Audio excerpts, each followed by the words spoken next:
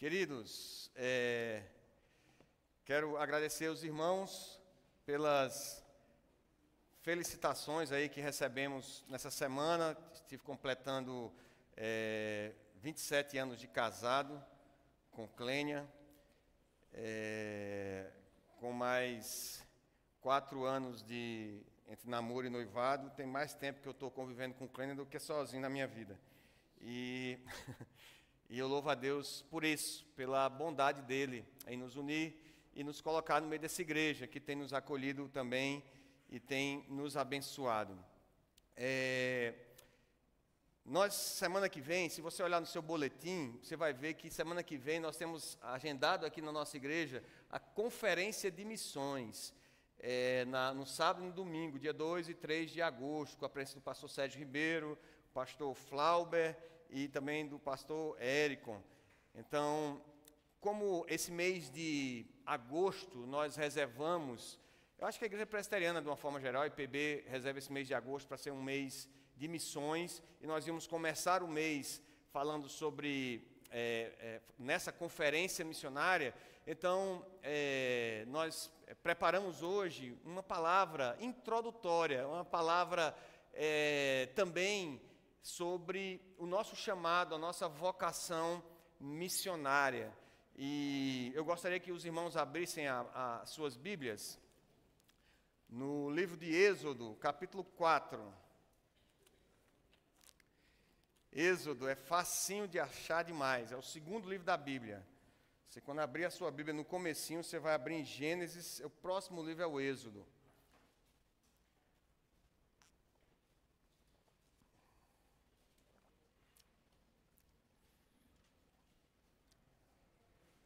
Êxodo, capítulo 4.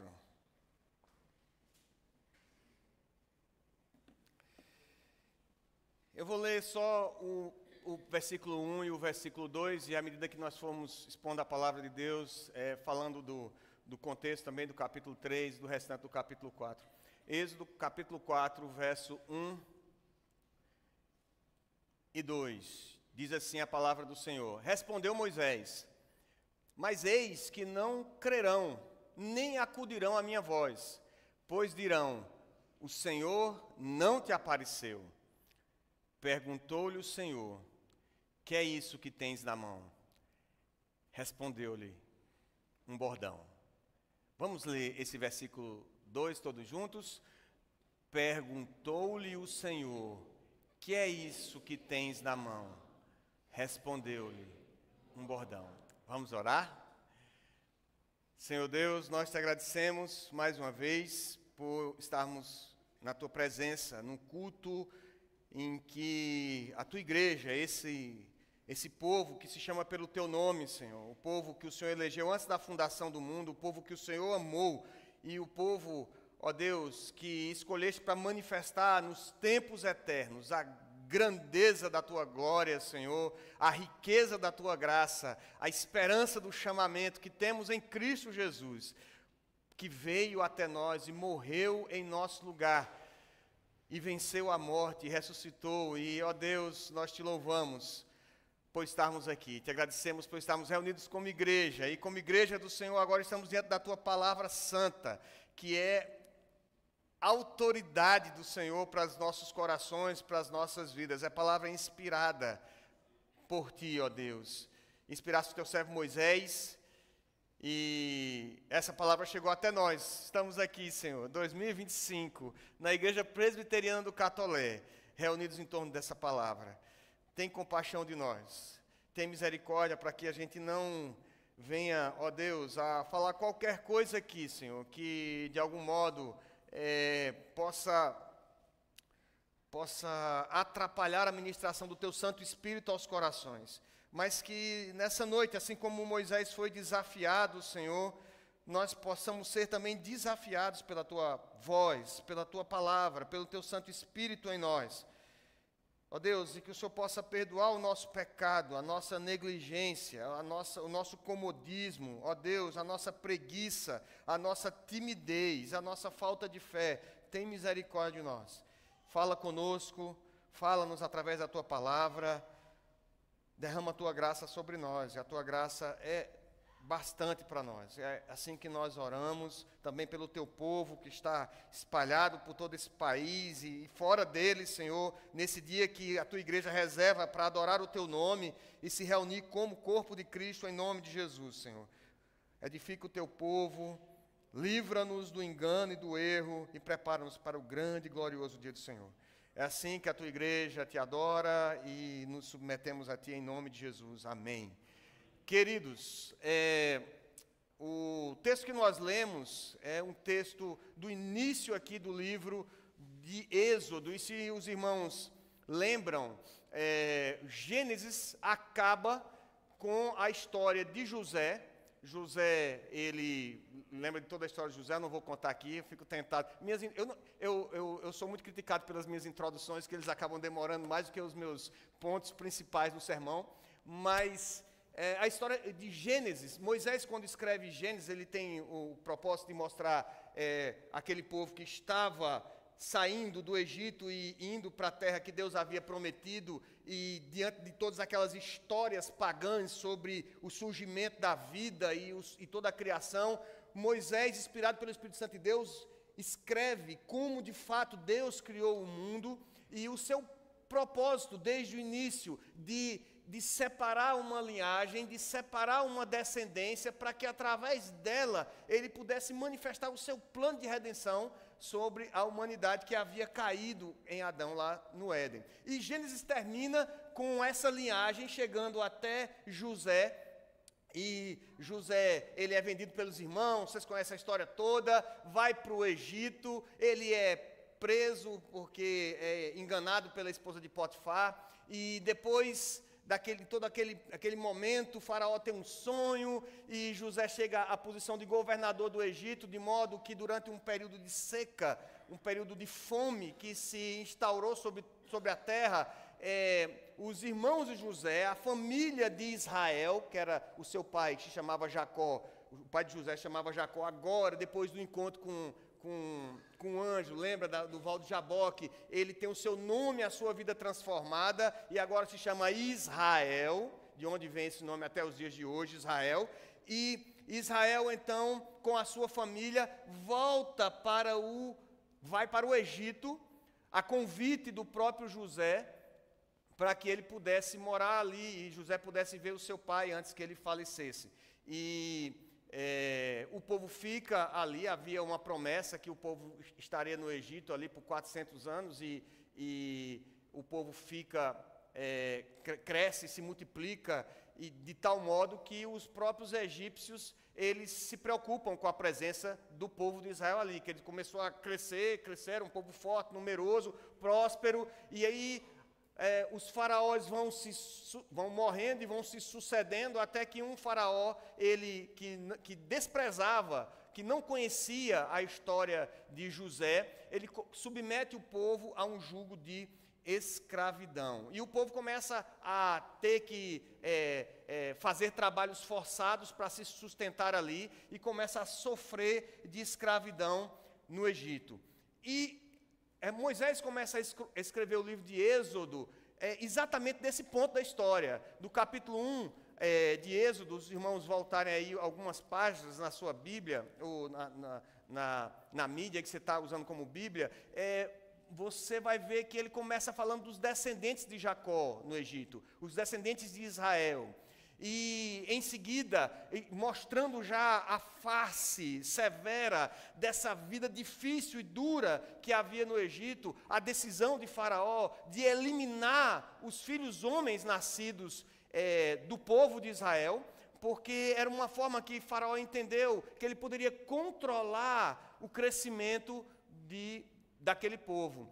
E nesse ínterim nasce Moisés. E Moisés, a sua mãe, coloca ele num cesto, calafetado ali com betume e com piche, e coloca no rio, e de modo que a filha de Faraó está se banhando no rio, e ela vê aquele cesto, quando as suas servas abrem o cesto, está o menino chorando lá. E ele olha daí o nome Moisés, porque é do rio ele foi tirado, ele é tirado do rio, e a irmã de Moisés acompanhava ali, provavelmente uma das servas de Faraó, servia ali como escrava, e ela acompanha ali o cesto, né, dando um certo monitoramento dos fatos, e quando ela vê que a princesa, a filha de Faraó, ela encontra Moisés no rio, ela se propõe a encontrar alguém para criar Moisés. A filha de Faraó concorda com isso, ela vai chamar a própria mãe de Moisés para criar ele. E ele vai crescendo até um determinado momento em que a filha de Faraó o traz para ser criado e educado no palácio, como um filho de príncipe. E Moisés, em determinado momento, já adulto, aí já perto dos seus 40 anos, Moisés, ele vai até o povo.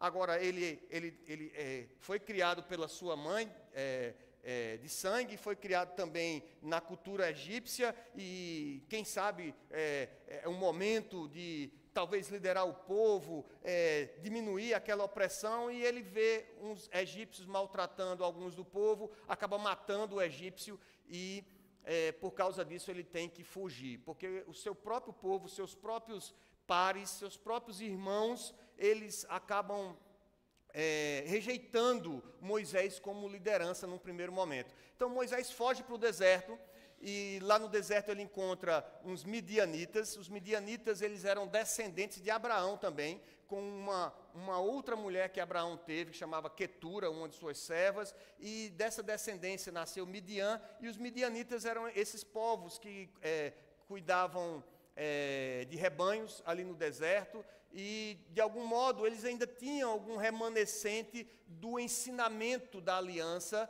que Deus havia feito com Abraão. E Moisés se estabelece ali com a casa, tem filhos, e começa a ajudar o seu sogro Jetro a cuidar das cabras, né, das ovelhas, ali, até que no capítulo 3, os irmãos verem aí, ele tem uma visão de Deus. Deus o chama através de uma sarça, e essa sarça, que é o símbolo da nossa igreja presbiteriana, essa sarça, ela queimava. O fogo, a sarça é uma espécie de arbusto, não é uma árvore grande, é uma espécie de arbusto do deserto ali, e essa sarça, ela queimava, o fogo queimava a sarça, mas ela não se consumia.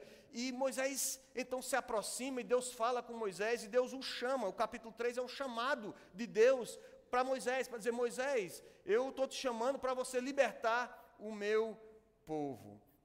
E Moisés começa então um diálogo muito interessante com Deus, a respeito se ele tinha condições de ir ou não, se ele, como é que se não podia mandar outro e tudo mais. E o que nós vamos compartilhar hoje, nos próximos minutos, é exatamente um pouco dessa conversa, especialmente nesses 2 versículos que nós lemos, que eu gostaria que nós meditássemos sobre boas desculpas para nós não fazermos a obra do Senhor. Nós vamos ser confrontados nesse mês, se preparem, nesse mês de agosto, a partir do próximo final de semana, vamos ser confrontados com a realidade de missão, que nós não estamos aqui na igreja, assim, para simplesmente participar da festa ágape. É legal a festa ágape. Nós não estamos aqui na igreja simplesmente para tocar boa música. E olha, Timóteo, você me convenceu, eu vou comprar uma gaita. Achei muito, muito legal, é muito jóia estar aqui, cantarmos louvores, mas nós não estamos aqui nesse mundo. Deus não nos colocou aqui como peregrinos apenas para nós tocarmos a gaita e cantarmos juntos. Nós não estamos aqui apenas para nos reunir semanalmente. Nós estamos aqui porque fomos convocados, e é isso que igreja significa, eclesia, é convocados, é chamados, mas não chamados para dentro. A ideia é de sermos chamados para fora, para nos reunirmos, para adorarmos, para pregarmos a palavra. E nós vamos ser, então, desafiados durante esse mês de agosto sobre missões, sobre essa realidade, que faz parte da nossa identidade. Se você diz que é crente, se você diz que é cristão, se você diz que ama o Senhor, se você diz que a palavra de Deus é autoridade para a sua vida, missões devem fazer parte da sua agenda, das suas orações, dos seus investimentos, da sua conversa. Missões devem fazer parte da sua vida. Mas hoje eu gostaria de começar com essa palavra, dando talvez boas desculpas para nós não fazermos, para você resistir a esse chamado. E a minha ideia não é demovê-lo do chamado, mas sim de questionar o nosso coração, de que se de fato nós temos atendido ao chamado de Deus para nós como igreja, ou se nós temos resistido. Então, algumas boas desculpas para nós não realizarmos a obra do Senhor. Moisés está aqui em meio a essa conversa, ele já deu algumas desculpas. Se você olhar no capítulo 3, a primeira coisa que Moisés vai dizer é que ele não é a pessoa ideal. Ele diz lá no versículo 11, então disse Moisés a Deus, quando Deus disse, olha Moisés, você vai lá, versículo 9 e 10, o clamor dos filhos de Israel chegou até mim, vejo a opressão com que os egípcios estão oprimindo, vem agora e te enviarei a Faraó para que tires o meu povo, os filhos de Israel do Egito. Então disse Moisés a Deus, quem sou eu? Quem sou eu para ir a Faraó e tirar do Egito os filhos de Israel? E Deus vai dialogando com Moisés, e Moisés vai dando outras desculpas, ele até chegar nesse momento no capítulo 4, em que Moisés responde ao Senhor, diz assim, Senhor, eles não vão crer, eles não crerão quando eu falar, eles não acudirão à minha voz, diz aí o versículo 1, porque eles vão dizer, o Senhor não te apareceu. Anteriormente ele tinha dito, quando eles me perguntarem quem te mandou, eu vou dizer o quê? Aí o Senhor disse, você vai dizer que Yahvé lhe mandou, eu sou, lhe enviou.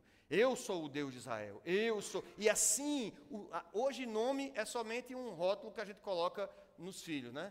Etiel, Emanuel, Elisa, mas o nome para a cultura dos tempos bíblicos, ela meio que era sintetizava a personalidade do indivíduo. E quando o Senhor diz, eu sou, Ele está dizendo que Ele é realmente, que Ele é autônomo, que Ele é autossuficiente, de que Ele é o verdadeiro Deus, o Deus da aliança, o grande eu sou. Mas Moisés disse, Senhor, tudo bem, eu vou dizer que foi os que Yahvé mandou, mas eles vão olhar para mim, e Moisés teve essa experiência anterior da morte do egípcio, e quando ele tentou no dia seguinte apartar dois israelitas que estavam brigando, eles olharam para ele e disseram, quem você acha que é juiz? Então você vai fazer a mesma coisa que fez com o egípcio, vai matar a gente também. Ele entendia que a sua liderança não seria reconhecida e que eles não creriam. Moisés foi chamado pelo grande eu sou. Ele era israelita, era da tribo de Levi, e foi salvo, então, como já falamos aqui desse plano de Faraó, de matar todas as crianças, criado pela sua própria mãe, criado pela filha de Faraó, e de alguma forma, talvez, quando Moisés responde ao Senhor, quem sou eu para fazer isso? Versículo 11 do capítulo 3 que nós lemos. Quem sou eu para ir a Faraó e tirar os filhos de Israel? Talvez Moisés não estivesse sendo totalmente sincero em achar, em dizer que não era ninguém para tirar o povo de Israel ali do Egito. Veja, ele de alguma forma ele reunia algumas aptidões, ele conhecia a cultura egípcia, ele foi criado dentro da casa dos governantes ali, dentro da casa de Faraó, ele foi criado também pela sua mãe israelita, então ele tinha, de alguma forma, algumas características importantes para tratar com Faraó e para tratar com um povo, de modo que talvez, no primeiro momento da vida de Moisés, quando ele foi até o povo, quando ele saiu da casa de Faraó e tentou se articular ali com os seus pares ali, os seus irmãos israelitas, talvez ele tivesse pensado que poderia ser um libertador, que poderia ser um líder, que poderia ser um articulador político, quem sabe, entre Faraó, com quem ele estava convivendo, e entre os seus irmãos israelitas. Mas o fato de ter matado o egípcio acabou com todos os seus... quem sabe se houve de fato esse pensamento, e se houve, acabou que ele foi rejeitado pelos seus e rejeitado também por Faraó, que buscou matá-lo. E no final das contas, Moisés se tornou esse midianita. Ele foi morar com os midianitas no deserto, passou a ser um cuidador de cabras, de ovelhas, né, um pai de família lá com sua mulher, e agora Moisés queria saber apenas disso, cuidar da sua casa, da sua família, da sua esposa, e cuidar ali das ovelhas e das cabras dali da sua família. Meus irmãos, por que eu estou falando tudo isso? É porque muitas vezes, quando nós falamos de missões, quando nós falamos de servir na igreja, quando nós falamos de trabalhar na obra do Senhor, muitas vezes nós respondemos exatamente como Moisés respondeu. Se não, o som do seu coração, se isso talvez não já tenha acontecido com você, você foi procurado pelo presidente da UPH, você foi procurado pela diretoria da UPA, você foi procurado pelo pessoal do louvor, pelo maestro, e você disse assim: não, quem sou eu para fazer isso? Quem sou eu?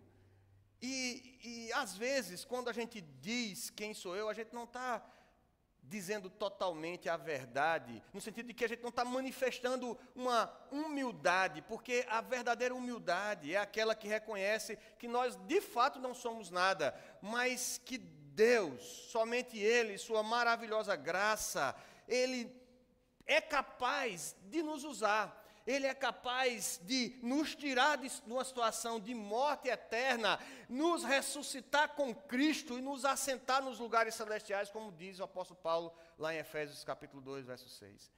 Na verdade, essa pretensa humildade acaba se tornando mais uma forma de nosso coração pecaminoso escapar das responsabilidades que nós somos chamados a ter e a participar dentro da igreja e fora dela. Se acomodar, talvez, submissos à preguiça, ou chamar a atenção para si mesmo, cuidar dos seus próprios interesses, ou que nós mesmos elencamos como prioridades, em vez de fazer a vontade de Deus, que é assim desde o Éden. O Senhor disse: olha, disse a Adão e Eva, vocês vão cuidar de tudo, vão dar nome, vocês vão administrar tudo isso aqui. Agora, não come do fruto daquela árvore. A que está no meio do jardim, você não come. E o diabo foi lá, buzinou no ouvido de Eva, e ela disse: eu acho que não é bem assim não. Vamos inverter as prioridades aqui. Eu vou lá e vou experimentar do fruto. Lutero diz o seguinte: pois Deus é um Deus dos humildes, dos miseráveis, dos aflitos, dos oprimidos, dos desesperados e dos que foram completamente reduzidos a nada. É verdade, Deus é um Deus dos humildes, daqueles que não são nada. E é verdade que Deus concede a alguns certa popularidade. A gente tem no meio evangélico pessoas, pastores, servos de Deus, que alcançam determinada projeção, ministros, músicos, que têm um determinado destaque, é verdade, fama no executar da sua obra. E devemos orar para que essa popularidade e essa fama não se torne num laço ou idolatria na vida desses irmãos. Porque, independente da fama ou da popularidade, Deus está com os humildes, Deus ama os humildes. O nosso Deus, Yahvé, é o mesmo Deus, Ele continua sendo o mesmo Deus dos humildes. O apóstolo Paulo, escrevendo à igreja de Corinto, lá no capítulo 1, verso 27 e 29, ele diz o seguinte, que Deus escolheu as coisas loucas desse mundo para confundir as sábias. Deus escolheu as coisas fracas desse mundo para confundir as fortes. E Deus escolheu as coisas vis desse mundo e as desprezíveis e as que não são, para aniquilar as que são, para que nenhuma carne se glorie perante Ele. Então, querido, é fato que nós devemos reconhecer, para além do que Moisés falou aqui, nós devemos reconhecer que nós não somos ninguém, quando alguém te chamar para a obra, quando alguém te chamar para servir na obra do Senhor, quando alguém te chamar para ajudar no avanço missionário, quando alguém te chamar para ir para o avanço missionário com Karen, não diga assim, não, eu não sou ninguém. Você deve dizer, eu não sou ninguém, porque não ser ninguém não é uma desculpa para nós não pregarmos a palavra, não é uma desculpa para nós não servirmos na obra, ele é uma condição necessária, porque qualquer outra atitude que você tenha para fazer a obra do Senhor leva à vanglória, busca de reconhecimento e nos afasta da vontade de Deus. Perceba, há um contraste claro aqui. Pelo menos eu vejo um contraste claro entre a fala de Moisés e a declaração de Deus, do verso 14 aqui do capítulo 3. Quando Moisés diz assim, Senhor, quem sou eu? Quem sou eu para ir a Faraó e tirar os filhos de Israel? Aí Deus diz assim, eu serei contigo, e esse será o sinal que eu te enviei. Depois de haveres tirado o povo do Egito, servireis a Deus nesse monte. Está lá no Monte Horebe. Moisés está lá no Monte Horebe, o Monte Santo, e está falando com o Senhor. E Moisés insiste ainda com Deus, verso 13. Eis que quando eu vier aos filhos de Israel, ele disser, o Deus de vossos pais me enviou a vós outros, eles me perguntarem, qual é o seu nome? Que lhes direi? Deus diz a Moisés, eu sou o que sou. Eu sou Yahvé, eu sou o que sou. Veja, há um contraste aqui. Moisés está dizendo, quem sou eu? E Deus está dizendo a Moisés, Moisés, eu sou. Não se preocupa com quem você é. Quem está mandando sou eu sou. Yahvé que está mandando você ir. Moisés, de fato, não tem poderes, ele não tem força, ele aparentemente não tem eloquência. Alguns chegam a dizer que ele é gago, mas não há como confirmarmos essa informação pelo relato bíblico, mas ele diz que é pesado de falar, ele não tem exércitos, ele não tem qualquer capacidade para libertar o povo. De fato, ele não é nada, ele não é ninguém, mas ele está diante de alguém que é.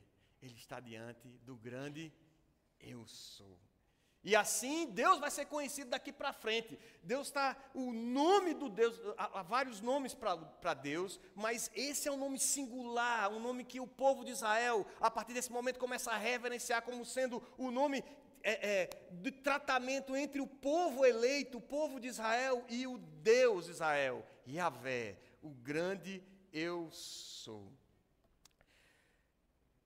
Ele é o grande eu sou porque ele é Yahvé, existe em si mesmo, é de eternidade a eternidade, ele é autônomo, autossuficiente, autoexistente, único e verdadeiro Deus, e é nele que repousa a nossa confiança e a nossa segurança para fazer a sua obra. Amém, queridos? Amém. Ai, que saudade da irmã Rosemary. Nós não fazemos a obra por causa dos resultados, meus irmãos. Não fazemos. E aqui Moisés está questionando, talvez aqui no capítulo 4, um pouco sobre isso. Senhor, mas de repente só 50% vão comigo, de repente eles não vão crer, nem todos vão crer. Nós não fazemos a obra por causa de resultados. Não são os resultados a meta. Quando a gente se reúne para fazer planejamento, no final desse ano a gente deve se reunir. Espero, a gente está tentando já de uns anos para cá, a gente fazer o planejamento no ano anterior. No final do ano a gente faz o planejamento para o ano seguinte. E quando a igreja, talvez você nunca tenha vindo com um planejamento, eu lhe convido para vir, para dar uma sugestão, para participar. E quando a gente faz planejamento, a gente não faz meta. Não, a meta desse ano é a gente ter mais uns 20 membros, tá bom? 50 membros, para a gente crescer 50, 30% de... Não, a igreja do Senhor, a obra do Senhor não é calculada em cima de resultados. O nosso serviço não é medido dessa forma. Qualquer empresa, qualquer empreendimento em que você trabalhe, você vai ter metas. Não, vamos ter essa meta de crescimento, mas na igreja não funciona desse jeito. Esse empreendimento global chamado igreja, realizado por povos de todas as tribos, línguas e nações, que Deus escolheu para si, e da qual a Igreja Presbiteriana do Catolé faz parte, ela tem uma única meta, que é glorificar a Deus, servir ao Senhor, glorificar a Deus, fazer a sua vontade. Por isso nós pregamos, por isso nós testemunhamos, por isso nós oramos, por isso nós cultuamos ao Senhor. Não é da nossa competência, e aqui a preocupação de Moisés, mas eles não vão crer, não faz parte da nossa competência como igreja, quando nós fazemos missões, quando nós pregamos, quando nós nos reunimos como igreja do Senhor para adorar o nome do Senhor, não está na nossa alçada que os homens creiam. Nós pregamos por obediência e para a glória do Senhor. Está nas nossas mãos isso, pregar a palavra, expor a palavra com fidelidade, sem tropeços, sem meias verdades. Expô-la com fidelidade e apoiar os irmãos para que cresçam em amor, no temor do Senhor. Reunidos como povo de Deus, batizarmos e tomarmos a ceia do Senhor como símbolo da aliança feita com Ele, renovando a nossa esperança e fazendo assim discípulos de todas as nações. Meus irmãos, hoje nós tivemos uma experiência maravilhosa aqui, o Conselho da Igreja teve esse privilégio. Nós tivemos a reunião na classe de primeiros passos, que a gente vai ter recebimento de novos membros, agora, se tudo der certo, no dia 10 de agosto. E aí, essa é a oportunidade que os pastores já visitaram, esses irmãos já conversaram com eles, já tiveram a oportunidade de fazer algumas aulas aqui na classe de primeiros passos, e o conselho se reúne para a gente ouvir os irmãos, para a gente tirar dúvidas, para a gente mostrar que é gente, né, porque o pessoal tem medo do conselho, olha assim para a cara de presbítero de van, aí fica com medo e tal. E aí, disse, não, olha, a gente é tudo irmão, é pastor, a gente quer ouvir o testemunho. E testemunhos lindos, gente que se converteu porque a filha começou a vir para a EBF e a filha começou a perguntar em casa sobre a Bíblia.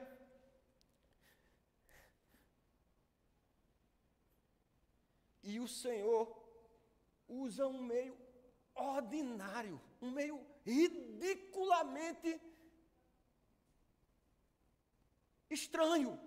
Uma criança que não sabe coisa alguma, que ela não entende, ela não fez teologia, não fez bacharelado, nunca ensinaram ela a pregar, ela veio para um EBF e outro e começa a perguntar à mãe em casa, mãe, como é isso? Como é isso que a Bíblia diz? Conta para mim e fala. Aí a mãe sente desejo de vir para a igreja. Ela diz, eu preciso saber mais, eu preciso conhecer, começa a vir para a igreja. E ela percebe que o Espírito Santo está fazendo algo no coração dela. E ela começa a pecar agora e sentir o peso do pecado no seu coração. E ela diz, algo está acontecendo comigo. E é maravilhoso ver a obra do Senhor sendo feita dessa forma tão diversificada e tão estranhamente ordinária. Mas não é nossa competência como igreja medir e pensar se realmente as pessoas vão crer ou não. A salvação, Efésios capítulo 2, verso 8, Paulo escrevendo àquela igreja e diz assim, porque pela graça sois salvos. Nós já vimos isso também lá na classe Primeiros Passos. Pela graça sois salvos, mediante a fé. E isto não vem de vós. É dom de Deus. Não vem de obras para que ninguém se glorie. É Deus quem age no coração do homem. Morto nos seus delitos e pecados, é assim que Paulo começa, Efésios capítulo 2, estávamos mortos, submissos ao curso desse mundo, vivendo segundo a influência do príncipe da potestade do ar, daquele que atua nos filhos da desobediência, mas as adversativas na Bíblia são extraordinárias, mas Deus, sendo rico em misericórdia, por causa do grande amor com que nos amou, Ele vos deu vida, Ele que vem dar vida, senão você não entende a verdade, senão você não entende a palavra. Ele vem dar vida e nos ressuscitou com Ele, nos fez assentar nos lugares celestiais. Ele nos livrou dessa ideia de andarmos segundo o curso desse mundo, fazendo o que todo mundo faz, falando o que todo mundo fala, buscando o que todo mundo busca. O povo de Deus não é assim. Mas não somos nós que fazemos, é Deus que faz essa obra em nós. Cumpre a nós pregarmos a palavra com fidelidade, apresentarmos o testemunho, ministrarmos aqui a ceia do Senhor, o batismo, da forma correta, com discernimento, e foi isso que foi falado hoje de manhã para os irmãos. Precisamos de discernimento, que é um momento especial de renovação de aliança diante do Senhor. Cuidado, queridos, para não alimentarmos essa desculpa no nosso coração como igreja. Não tem futuro a gente fazer a obra por causa dos resultados. Rapaz, não vamos mais lá em Pedra d'Água, não. É um lugar tão pequeno, é um lugar tão afastado. Está tanto tempo lá, a congregação, negócio sem futuro. Não vamos, não. Já tem muita igreja em Buqueirão, André.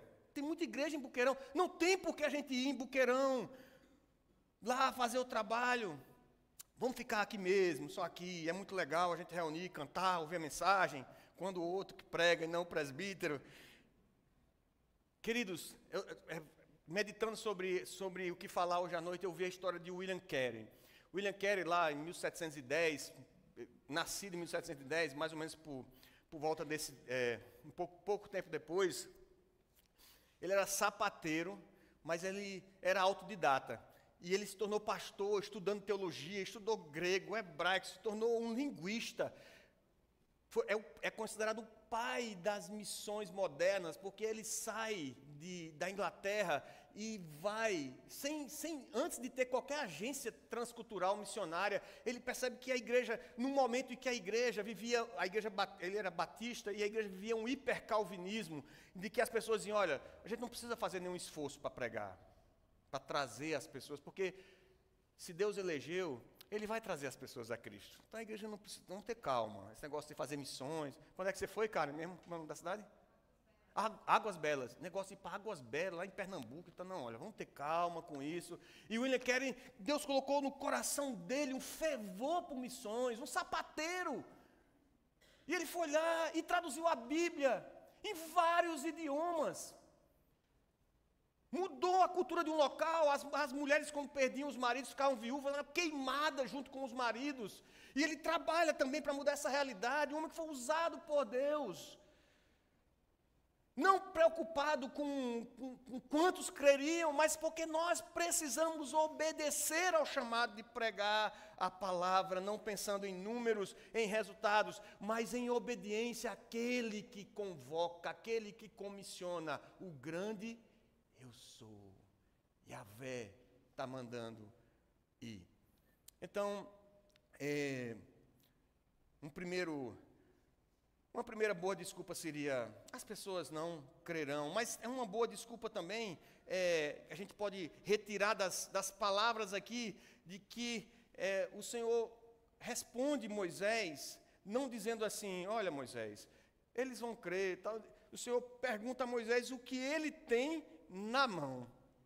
Foi o versículo que nós repetimos aqui, versículo 2, o Senhor, depois que Moisés disse, Senhor, eles não vão crer, aí o Senhor olha para Moisés, com muita paciência, que é sempre assim que Deus nos trata. Apesar de nós, Deus trata com paciência e com amor, e Deus olha para Moisés e diz, Moisés, o que é que você tem na mão, Moisés? Moisés está com um cajado, o bordão, que ele cuidava das ovelhas, e é um jeito de você afastar as ovelhas do abismo, puxar uma ou outra ovelha, e Moisés responde um bordão. E essa podia ser eu pensando nesse texto, essa podia ser uma desculpa também que nós usamos para não fazermos a obra do Senhor, para não fazermos missões. Sou apenas um pastor, eu só tenho um cajado, não tenho estrutura adequada. O poder para que creiam vem do Senhor, que transforma o ordinário, um cajado, em extraordinário pelo poder de Deus. O que Deus faz aqui é mostrar a Moisés que aquele cajado, aquele pedaço de pau que ele tem na mão, ele coloca no chão, solta o cajado e o cajado se transforma numa serpente. E é quase cômico o relato, porque Moisés fica com medo da serpente, ele começa a correr dela com medo. E a serpente atrás de Moisés e Deus ali vendo aquela, né? Aquele medo todo, e o Senhor diz assim, Moisés, pega na cauda do bicho aí. E aí Moisés vai lá e pega na cauda e se transforma de novo num bordão. Aí ele diz, bota a mão no peito, Moisés. Aí Moisés bota a mão no peito. Quando ele tira a mão está branca de lepra. Aí sim, a Bíblia não diz não, mas Moisés não escreveu isso não, mas aí sim que ele deve ter ficado com medo. E aí ele coloca de novo a mão no peito, ele coloca a mão no peito e a mão volta ao estado original, como o restante do corpo. E depois, se eles não crerem nesses dois sinais,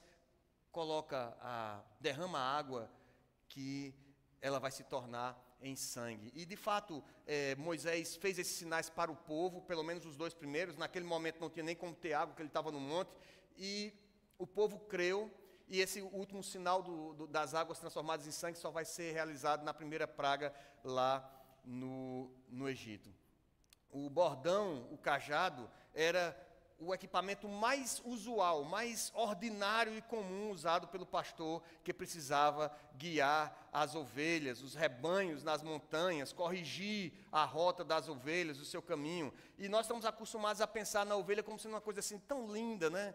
Como sendo um elogio, quando a Bíblia fala assim, nós somos ovelha do seu pasto. Eita, nós somos tão fofinhos, né? Como uma ovelhinha, tão lindo. Mas às vezes, quando a Bíblia fala de ovelha para um público, para um primeiro leitor que era agricultor, que era acostumado em cuidar de ovelha, ele sabe que o pastor de ovelha sabe que ovelha não é um bicho muito inteligente. Ovelha é um bicho bobo, é um animal que facilmente se afasta, cai nas garras dos seus predadores. E ele precisa da voz do pastor, precisa de cuidado, precisa de proteção e da correção do cajado para se manter unida e segura. E aí, quando eu estava pensando nisso, eu disse, o que é que Moisés, né, ele podia ter alguma coisa mais poderosa na mão. E lá em casa, o Emanuel, não combinei com ele não, desculpa meu filho, eu vou usar esse exemplo. O Emanuel é fã de Star Wars, ele às vezes começa a conversar com o Breno em outra língua, que eu não, lá do Star Wars, e ele é apaixonado por sabre de luz. E já pensou se Moisés tivesse um sabre de luz, Jedi, Emanuel? Então, eu tenho um sabre de luz, mas não era um cajado de pau. Era um cajado de madeira, não era uma bazuca, não era um cetro de poder, era um cajado, um pedaço de pau, com o qual Moisés estava acostumado a trabalhar e já tinha usado tantas vezes. E é esse pedaço de pau, esse pedaço de madeira, que Deus vai usar como instrumento do seu poder, para que o homem não se glorie. Ronaldo Lidório tem uma frase que é espetacular, ele diz assim, sem Deus, meus irmãos, nada acontece. Sem Deus, nada acontece. Um culto sem Deus é um culto que nada acontece. Não há edificação, não há adoração, não há nada. Nada acontece. Mas com Deus, qualquer coisa pode acontecer. Um cajado, um pedaço de pau virou uma serpente. Instrumento nas mãos de Deus para livrar quase 2 milhões de pessoas da escravidão do Egito. Com Deus, qualquer coisa pode acontecer. E esses sinais que Deus usou, as coisas tão ordinárias, o cajado, as próprias mãos de Moisés e outros elementos da natureza, foram os sinais que Deus usou para estabelecer o seu juízo sobre o Egito e libertar o povo de Deus. A lição principal aqui não é apenas que Deus não escolhe os capacitados, mas capacita os escolhidos. Isso se tornou um jargão, todo mundo fala isso. Eu fui para um espetáculo de circo essa semana e que o apresentador falou exatamente isso. Eu digo, meu Deus do céu, ele está pregando aqui. Mas é que virou jargão. Mas não é somente isso. A lição, meus irmãos, é que nós não temos desculpas. Se eu estou apresentando algumas boas desculpas aqui, o Senhor apresenta um poder extraordinário que deixa a gente calado, sem qualquer desculpas para não fazer a obra. O que quer que Ele tenha colocado nas suas mãos para fazer, aonde quer que Ele tenha lhe colocado para viver, Ele é o Deus que age segundo o seu querer, para cumprir os seus propósitos eternos. E você pode reconhecer isso, ou desperdiçar o privilégio e a alegria que é viver para glorificá-lo. Há um tempo atrás, quando eu era moço, Falando feito velho. Há um tempo atrás eu ouvi um sermão do pastor Marcelo Gualberto. Eu acho que ele vai estar até aqui esse mês de agosto. E ele pregava sobre esse versículo 2, e ele dizia que nós entendemos errado essa resposta de Moisés. Moisés disse assim, respondeu-lhe, um bordão. E, aliás, ele entende errado a pergunta que o Senhor fez, que é isso que tens na mão? Alguns entre nós entendem a pergunta como, o que é que eu tinha na mão? Esses são os saudosistas, eles vivem do passado, estão no nosso meio aqui, mas vivem do passado, lembrando do tempo em que eles experimentaram o agir de Deus, talvez o primeiro amor, que dispunham de determinados recursos, de energia para trabalhar na obra do Senhor.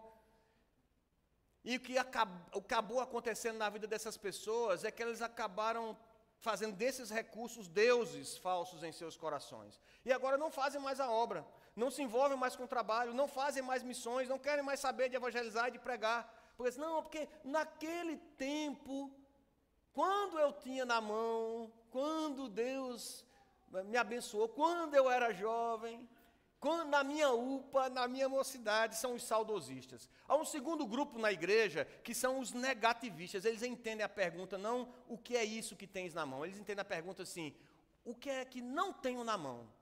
E vivem aqui entre nós, reclamando daquilo que não são capazes de fazer, que não fazem. Invejando os outros que fazem na igreja. Incapazes de se alegrar com o serviço dos irmãos, submissos ao seu próprio sucesso e ao reconhecimento que vem nos outros, buscando para si mesmo. É porque eu não sei cantar como Olacê. É porque eu não sei tocar gaita, feito Timóteo. É porque eu não sei pregar, feito pastor Érico. É porque eu não sei liderar como Ivan de Carla, eu não faço, eu não tenho. Enxerga a pergunta, não o que tens na mão, mas o que eu não tenho na mão. E um terceiro e último grupo, que são os sonhadores. É aqueles que entendem a pergunta do Senhor, não o que é que tens na mão, mas o que é que você gostaria de ter na mão. Vivem sonhando com uma condição ideal de vida, uma condição de saúde ideal, uma condição financeira favorável, uma igreja ideal, uma liderança perfeita, um dia sem chuva para evangelizar, ou um dia que não esteja muito quente, ou quando eu terminar meu curso, eu vou me dedicar, ou quando eu passar no concurso, ou quando eu passar no Enem, sim, eu vou me dedicar, eu vou fazer a obra, deixando sempre para um momento ideal o servir, o evangelizar, o orar. Mas a pergunta de Yahvé aqui é clara, e é no tempo presente. Que é isso que tens na mão? Não o que você teve, nem o que você não tem, nem o que você espera ter um dia. Charles Spurgeon disse certa vez, e eu tenho usado muito essa frase, que é uma frase que a Naná usa muito para falar sobre contentamento. Ele disse certa vez o seguinte: se houvesse qualquer outra circunstância em que eu pudesse estar, que fosse melhor para mim do que aqui eu estou hoje, Deus certamente já haveria me colocado nela. E embora essa frase tenha sido colocada num contexto de contentamento, entendo que nós não devemos resistir. Se o Senhor colocou você na família que você nasceu, na família que você tem, é nessa família que você deve pregar o Evangelho. É nessa família que você deve testemunhar do Senhor. Se você estuda na escola que você estuda, embora não seja a escola ideal, como você esperava, como você queria, é lá na escola que o Senhor quer te usar. É lá onde o Senhor quer que você pregue a palavra. Se você está no trabalho, que não é o trabalho dos seus sonhos, e você está lá exercendo uma profissão, é lá que o Senhor colocou, então lá é o melhor lugar, é a circunstância que o Senhor preparou para que você pregue, para que você dê testemunho, para que você faça a obra do Senhor. A questão é que nós, muitas vezes, em vez disso, buscamos viver do passado, invejando outros ou sonhando com situações ideais.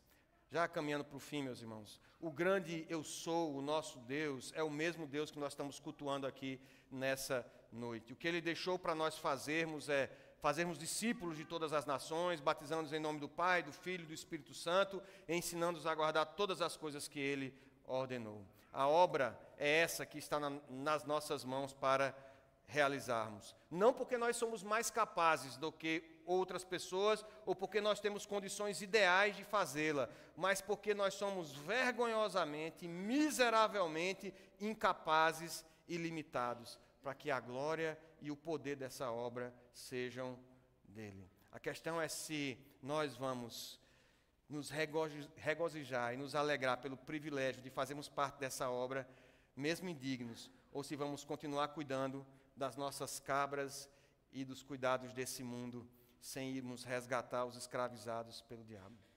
Eu queria fazer uma aplicação final, apontando para Cristo Jesus, no sentido de que nós éramos escravos também, e precisávamos de alguém que fosse justo, perfeitamente justo, para que pudesse cumprir a justiça de Deus e nós pudéssemos ser libertos da escravidão em que nós vivíamos. E não havia um justo sequer sobre a terra, diz o salmista. O apóstolo Paulo repete essa verdade para realizar essa obra de libertação da escravidão e da culpa. Mas Jesus, na eternidade, Ele decidiu voluntariamente, coube ao Filho, voluntariamente se entregar por nós. Ele deixou a sua glória, diz o apóstolo Paulo lá em Filipenses 2, versos 6 a 8. E subsistindo em forma de Deus, ele não julgou como usurpação o ser igual a Deus, antes a si mesmo se esvaziou, assumindo a forma de servo, tornando-se em semelhança de homens e reconhecido em figura humana, a si mesmo se humilhou, tornando-se obediente até a morte e morte de cruz. A sua obra não era apenas fazer sinais e milagres e prodígios, como de fato ele fez, mas realizar o maior de todos eles, que é a vitória sobre a morte e sobre o pecado. E ele não usou desculpas. Mas eu estou na eternidade, eu vivo aqui, eu sou eterno, eu sou o próprio Filho de Deus. Ele não usou desculpas para cumprir o que estava escrito. Por amor a mim e por amor a você, ele enfrentou a humilhação, ele enfrentou a dor, o sofrimento e morte de cruz. E aquilo que parecia vergonha, a morte na cruz do Calvário, a humilhação, ele transformou em vitória e glória, porque triunfou na cruz, expondo à vergonha principados e potestades, ressuscitando dos mortos, está assentado à destra do Deus Pai, sobre todo o principado, poder e potestade desse mundo e do vindouro. E todo aquele que nele crê tem o perdão dos pecados e a libertação da escravidão, de andar segundo o curso desse mundo. Você já foi liberto dessa escravidão? Se não, meu querido, essa noite é noite de arrepender-se dos seus pecados e crer em Jesus e agarrar-se nele. Dizer: Senhor, eu creio que o Senhor morreu em meu lugar. Hoje é dia de salvação. Hoje é dia de libertação. Se você já creu nisso, hoje é dia de lembrar que você não foi liberto apenas para cuidar das suas cabras ou dos seus filhos como Moisés, mas Deus preparou na eternidade obras para que andássemos nela. Nós não fomos salvos pelas obras, mas nós fomos salvos para boas obras que Deus preparou de antemão para que andássemos nelas. E essas obras passam pelo testemunho, pela pregação na sua casa, na escola, no trabalho, no Cariri, em Buqueirão, no Curimataú, na floresta amazônica, em Pernambuco, onde Deus quiser lhe enviar. Esse mesmo Jesus, vitorioso na cruz, voltará um dia que o Senhor reservou para a sua glória. E mesmo ele sendo o bom pastor, ele não vai trazer na sua mão um cajado, ele não vai trazer na sua mão um bordão. Ele trará nas suas mãos uma foice, uma pá. É assim que o João Batista fala a respeito dele, em Mateus 3,12. A sua pá ele tem na mão, e limpará bem a sua eira. Recolherá o seu trigo ao celeiro, mas queimará a palha em fogo inextinguível. Todo o que crê será colocado à sua direita, e os que não creem, na perdição eterna. Meus queridos, quero encerrar mesmo agora com um exemplo de um homem chamado Ludwig von Zinzendorf. Ele é conhecido pelo movimento dos moravianos.